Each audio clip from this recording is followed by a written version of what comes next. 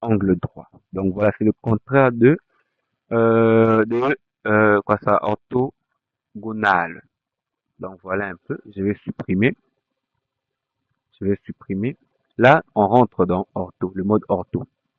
Donc voilà, comment dessiner une ligne et être sûr de sa mesure, genre dessiner une ligne et inscrire une mesure. Donc voilà, vous voyez à côté, juste à côté de mon curseur, on a écrit spécifier les premiers points. Donc voilà, c'est les mesures, il y a des chiffres qui s'affichent, c'est les mesures. Pour dessiner, commencer à dessiner, vous allez sur votre page, n'importe où, vous spécifiez le début, l'origine de ce point. Vous allez soit à gauche, soit au-dessus, soit en bas, soit à gauche. Donc voilà, à droite ou à gauche. Donc voilà, je vais indiquer ma direction à la machine ou au logiciel.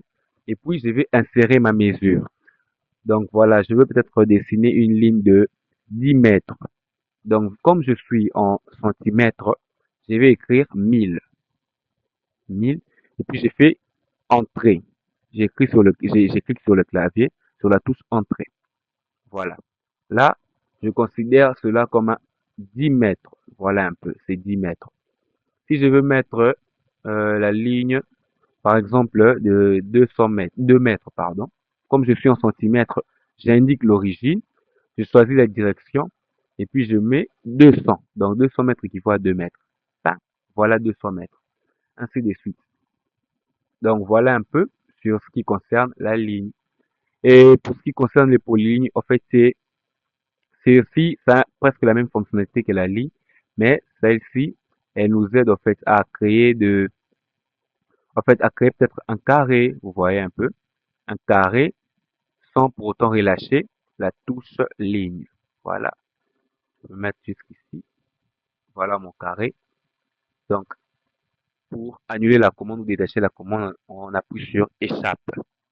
Donc voilà, j'ai fait un carré juste avec un petit clic sur polyligne. Donc plusieurs lignes, je peux faire plusieurs lignes à la fois, vous voyez. Donc c'est assez simple. Et nous avons le cercle. Donc les cercles, ce n'est rien d'autre que, comme il l'indique, donc ça nous aide, c'est une touche qui nous aide à dessiner un cercle. Donc voilà, je vais faire clic gauche et puis je vais essayer d'ouvrir mon cercle à droite ou à gauche, ça s'ouvre pareillement. Donc voilà. Et je veux indiquer le rayon. Là, par exemple, on a écrit 92.4. Ça veut dire que le rayon est de 92 centimètres point 4 millimètres. Donc voilà, je vais faire un rayon de 1 mètre. N'oubliez pas, je suis au mode centimètre. Je suis en centimètres. Donc je vais mettre 100. J'écris juste 100 sur le clavier, puis la touche entrée. Voilà.